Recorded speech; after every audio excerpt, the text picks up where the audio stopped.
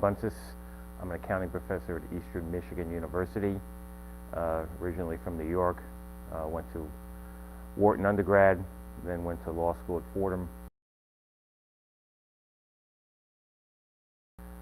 I don't think there's a crisis at most public and private institutions. Think of it this way. Most universities public universities have two main sources of revenue. Their state appropriation and tuition revenue. Let's say you're in trouble in one, and most universities are in trouble with their state appropriation. But what does trouble mean? Trouble means the state appropriation may go down 1 or 2%, maybe 3 to 5% in some drastic cases. But if your state appropriation, let's say, is a quarter or a fifth of your total revenue, and tuition makes up the bulk of it, in recessions, it's been proven time and time again, college enrollment goes up. So what we're seeing is enrollment up, tuition prices up, and a small decline or flat state appropriation. For most universities, they do not have any crisis whatsoever. In fact, they have more revenue than they probably budgeted. So the crisis in higher education at most public institutions is made up. And these institutions are furloughing, laying people off, not hiring, as an excuse to do what they've always wanted to do, which is hire fewer faculty. Having said that, there's one state that this is not true, and that's California. In California, the state appropriation in the CFA system is 60 to 70% of their revenue base, and they have taken a 10 to 15% hit in that dominant revenue stream. So for the CFA system, we do understand how furloughs make a difference, may be necessary. Having said that, our resolution that we passed as a CBC says if you're going to do furloughs, you must A, open your books, and B, you must find alternatives to laying off faculty and furloughing faculty before you start doing so, such as looking at administrative costs, looking at the priorities within the administration. And those are the things that we think should be done at the CFA. One last thing about California, the UC system, which is now furloughing faculty, their state appropriation is less than 20% of their revenue base. They do not have a budget crisis. They're turning away students at the UC system in California. So I think the UC system in California is using the CFA's legitimate financial problems to make cuts that are not necessary.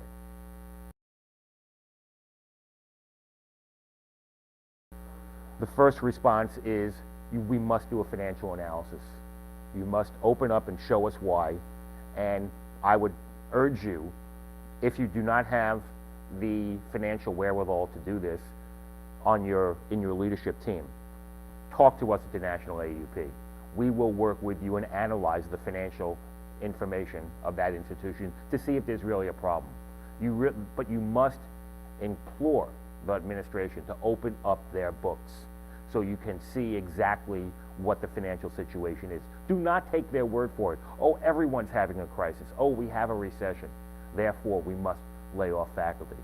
That should not be accepted at all by a faculty member at any institution.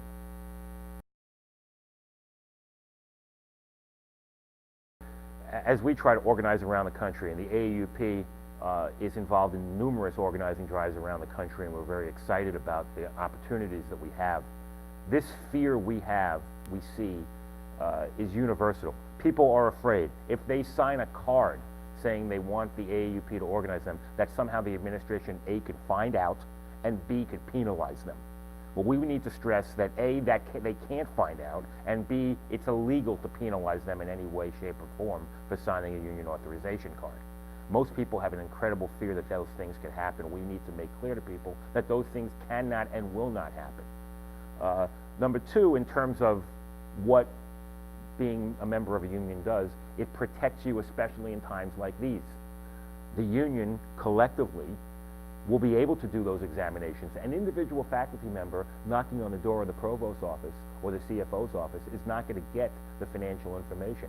However, a union representing the entire faculty will be able to get that information and will be able to represent the faculty appropriately to see if those financial problems really do exist, which in many cases they do not. And the last thing I'll say about unionization for faculty need rights, shared governance, academic freedom. There's no stronger place where those principles are adhered to than in union campuses, because we have those principles embedded in our contract.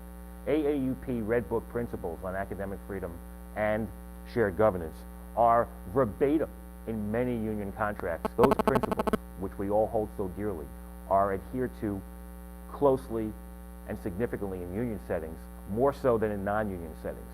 And if you care about those principles, forming a union and having your faculty being collectively bargained for will adhere to those principles.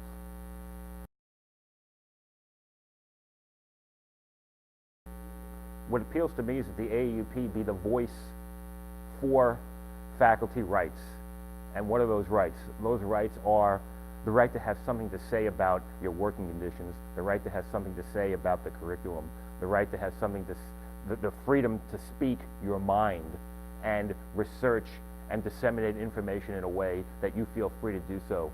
Those are the things that the AAUP stands for. The other unions in this country that represent higher education faculty are wonderful, and they're very supportive of faculty, but they do not have the history that the AAUP has. They do not have they do not put the emphasis on defending those faculty rights in terms of freedom to speak their mind, the way to have something to say about a department's curriculum, to have something to say about faculty hiring, to have something to say about what kind of students get enrolled at a university. And faculty deserve those rights, and the AAUP stands for those. This is a unique time in our history, as universities around the country are using the economic recession as an excuse to make all these cuts and furloughs to faculty. This is the time the AAUP can stand up for faculty and unite and show people that we're standing up for faculty and standing up for their faculty rights.